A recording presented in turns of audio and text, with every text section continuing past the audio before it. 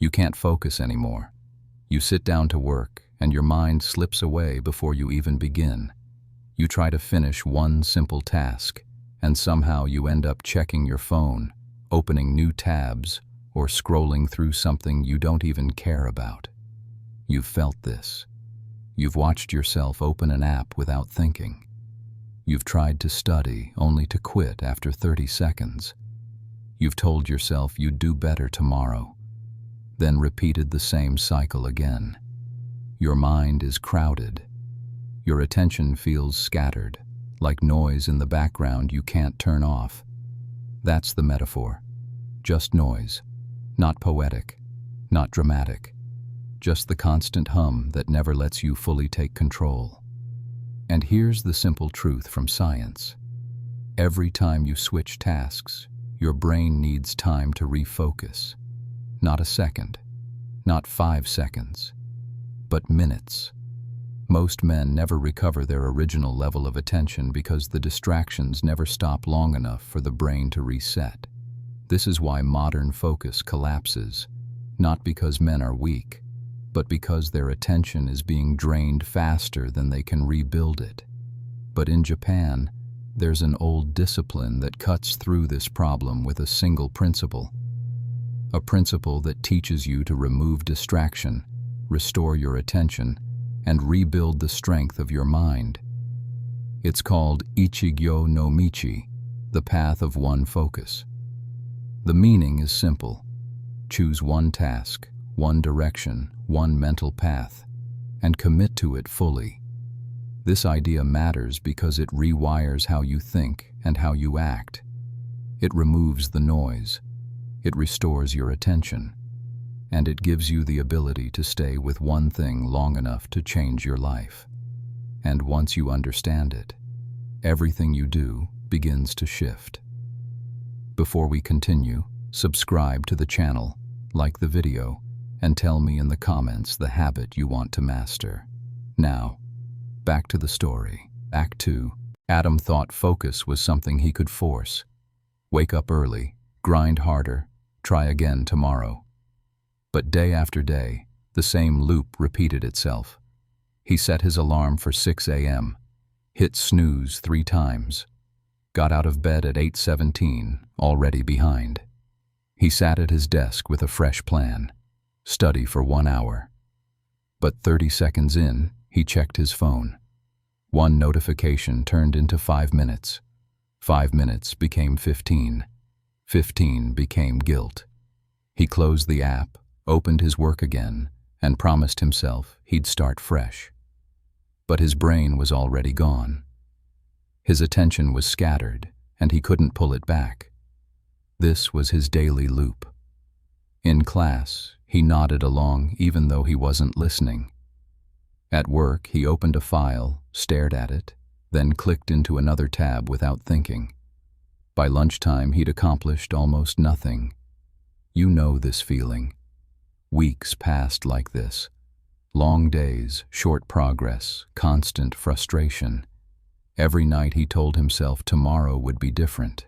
Every tomorrow looked exactly the same. He tried everything: new productivity apps, deep focus playlists, different study methods, even deleting social media, but reinstalling it 2 days later. The worst part was how small mistakes started piling up. Late assignments, messages left unanswered, deadlines slipping out of reach. People noticed. His teacher pulled him aside. "Adam, you're capable of more than this. What's happening?" He didn't know what to say. At work, his supervisor asked if he was doing okay. The tone wasn't sympathetic, it was concerned. A coworker joked, "Man, you're always spaced out lately." It stung more than Adam admitted. The embarrassment hit him hardest during a presentation. He opened his slides and froze. He had prepared nothing. Everyone watched him struggle for words. A tense silence filled the room. This was his breaking point. Over the next months, things got worse. His sleep schedule collapsed. He scrolled at 2 a.m., telling himself it was the last video. His room became cluttered. His thoughts moved too fast to control. His mind felt heavy and loud, and yet he kept pretending everything was fine. But he didn't know what was coming next. Inside, a quiet shame grew. He felt weak. He felt behind. He felt like he was losing control of his own mind. Here's the harsh truth no one told him. Most men fail because they choose comfort over clarity. Adam tried to push through, but his identity stayed the same. He still saw himself as the man who couldn't finish anything, and identity always wins over motivation.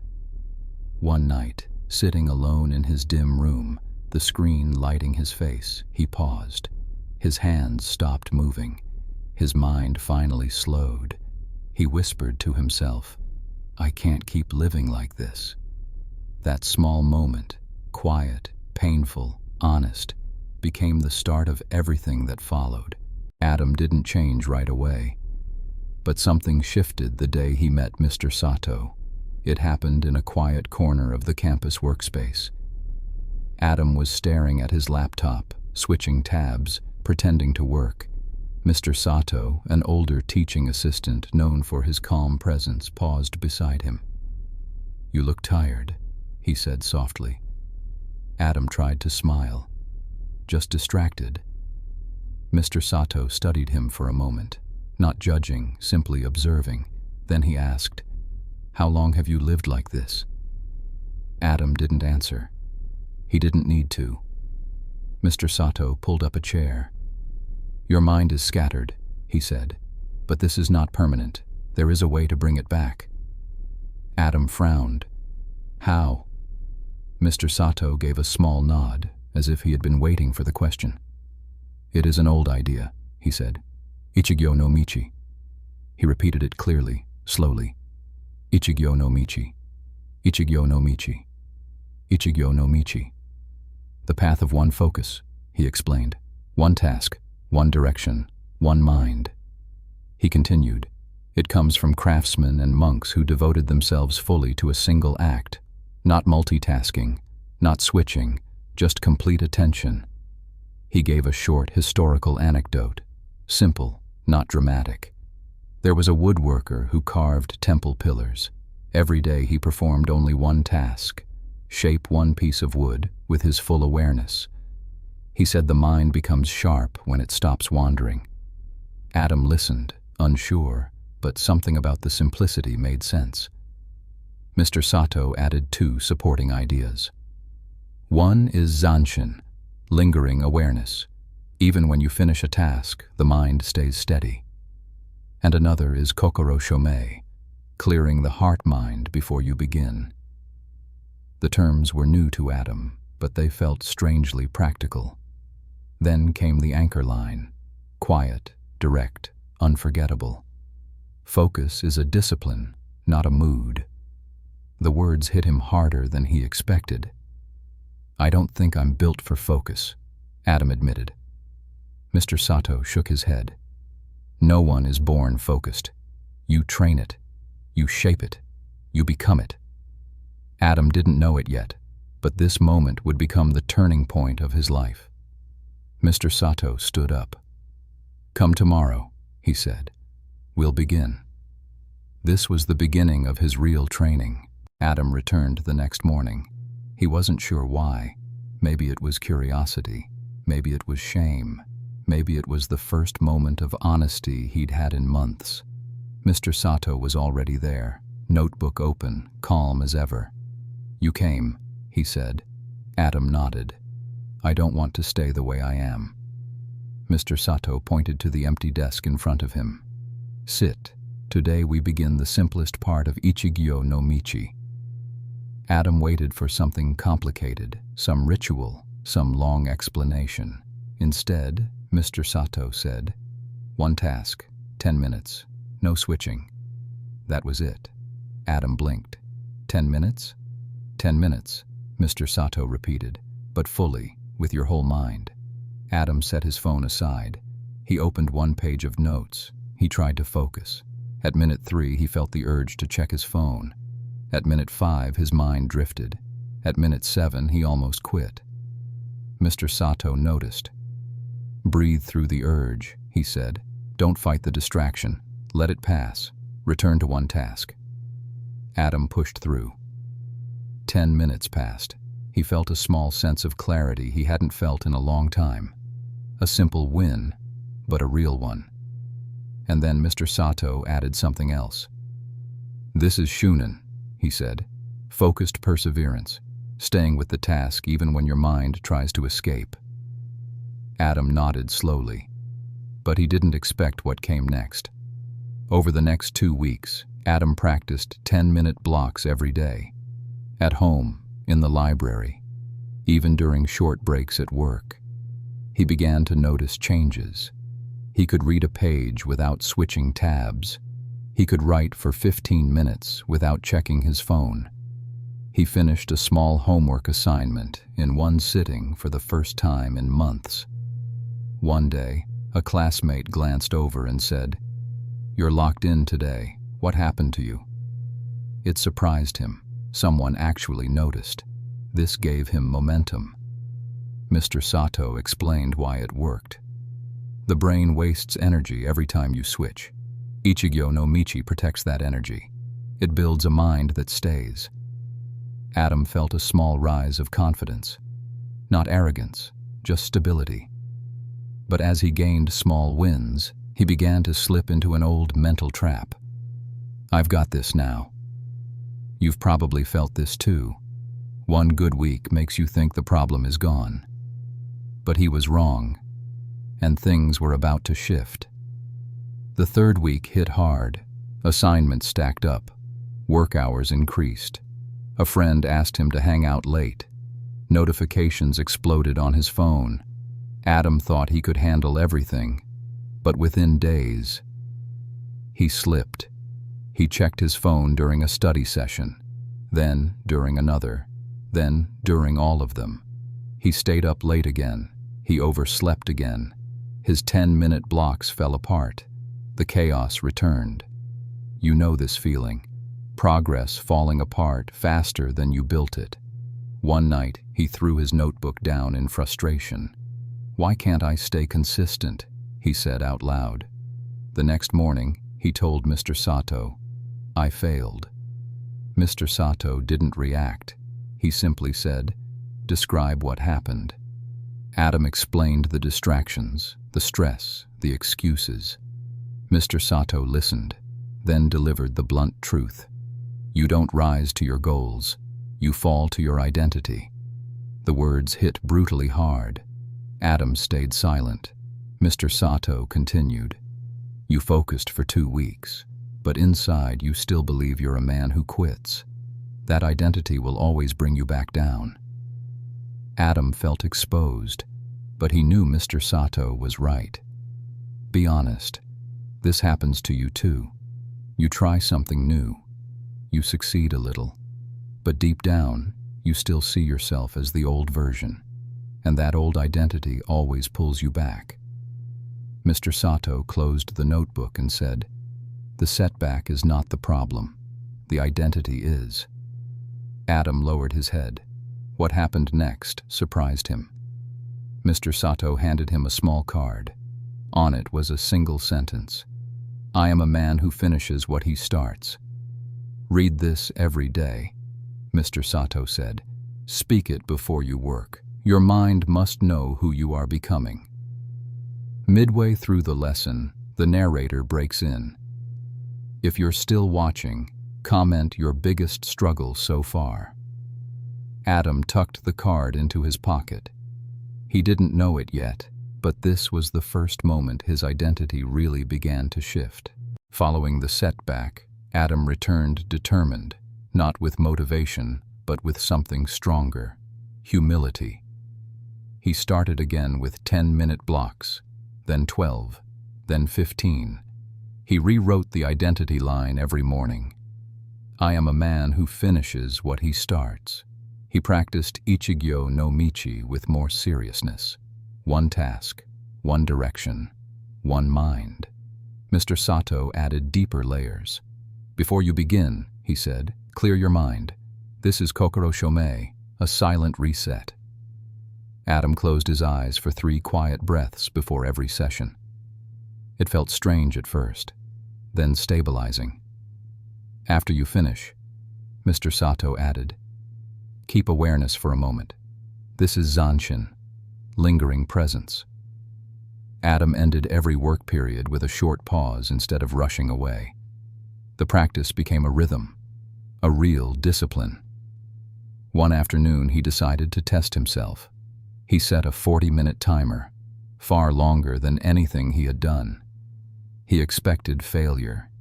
He expected restlessness.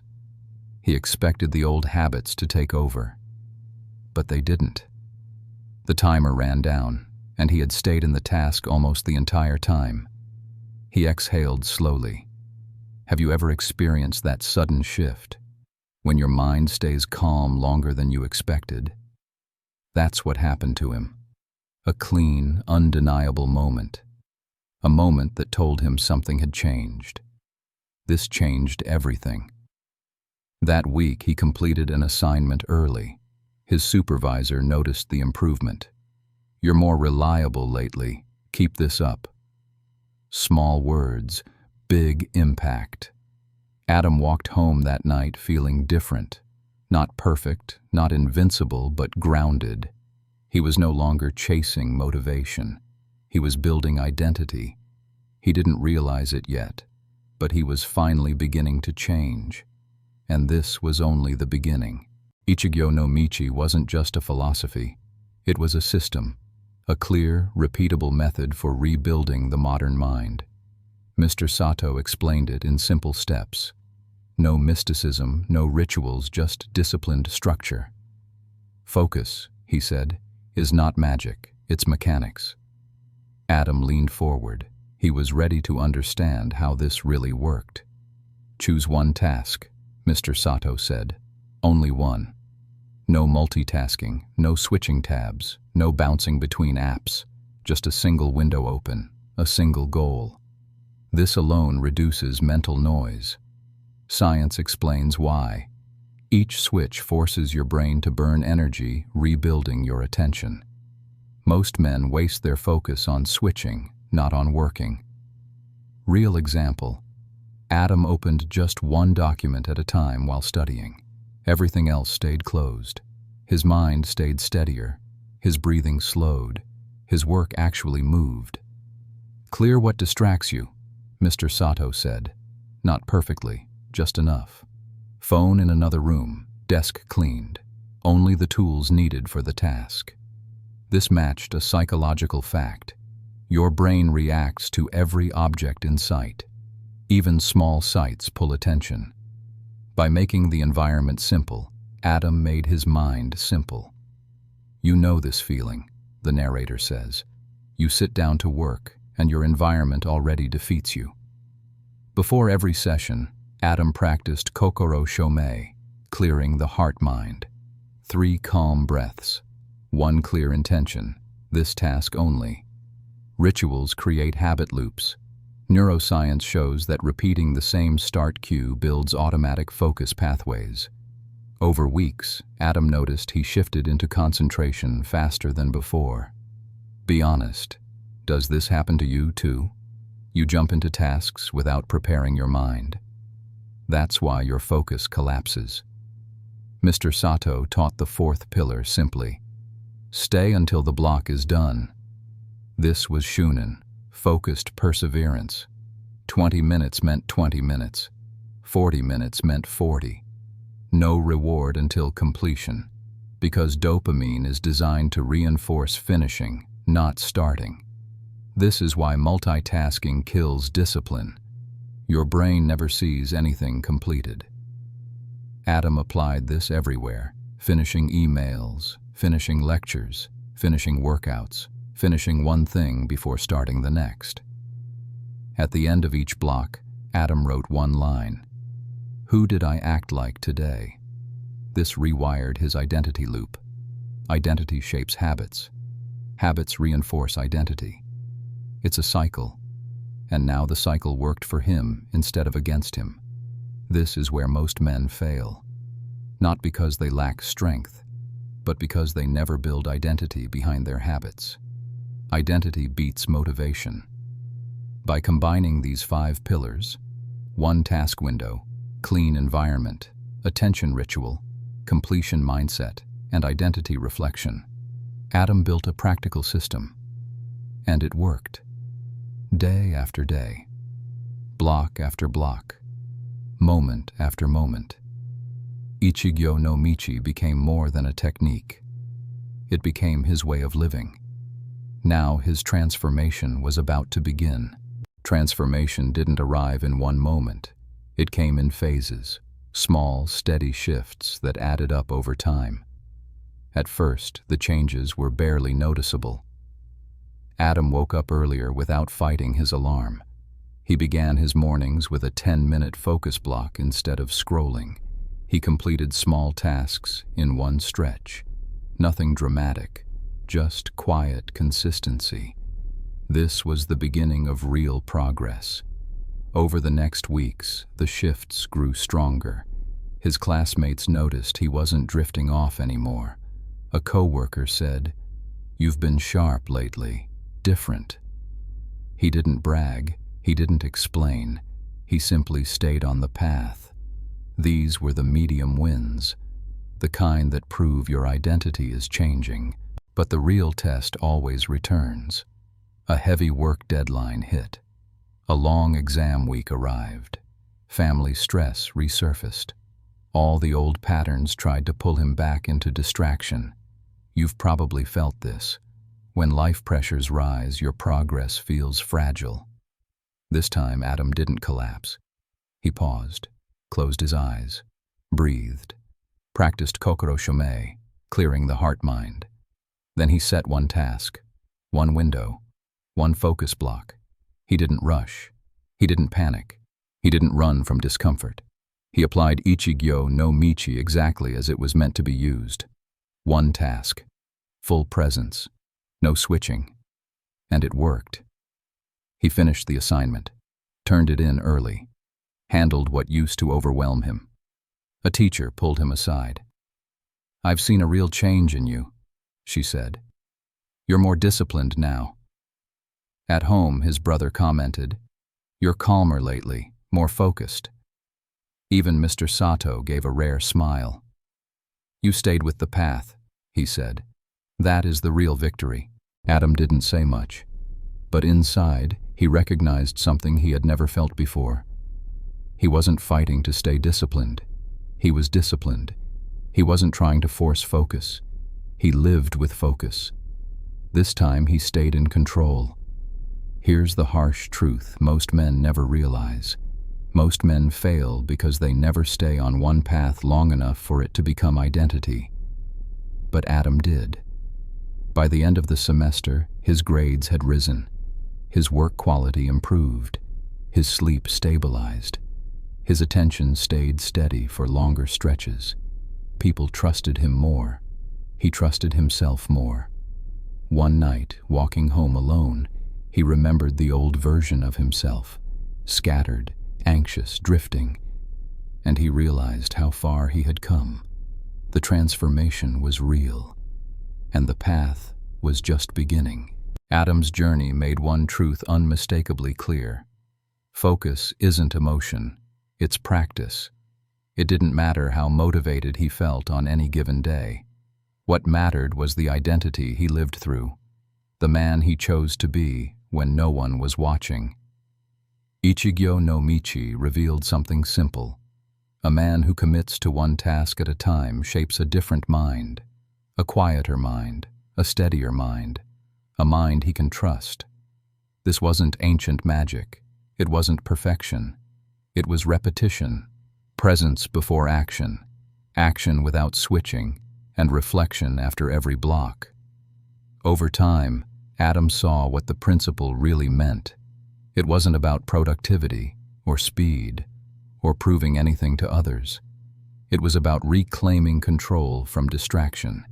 It was about taking ownership of his attention.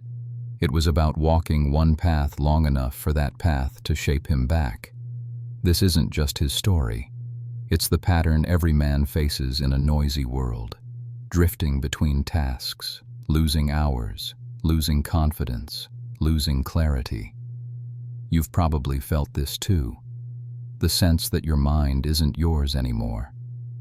Ichigyo no Michi teaches the opposite. Your attention becomes strong when you live deliberately, when you choose one thing, when you stay with it, when you return to it again and again. Motivation fades, identity remains. Adam didn't master focus. He became someone who focuses. And that simple identity shift changed everything. Choose one task fully. Protect your attention daily. Live as a focused man. Before you go, subscribe to the channel, like the video, and tell me in the comments what habit you're working on. Now, back to your journey.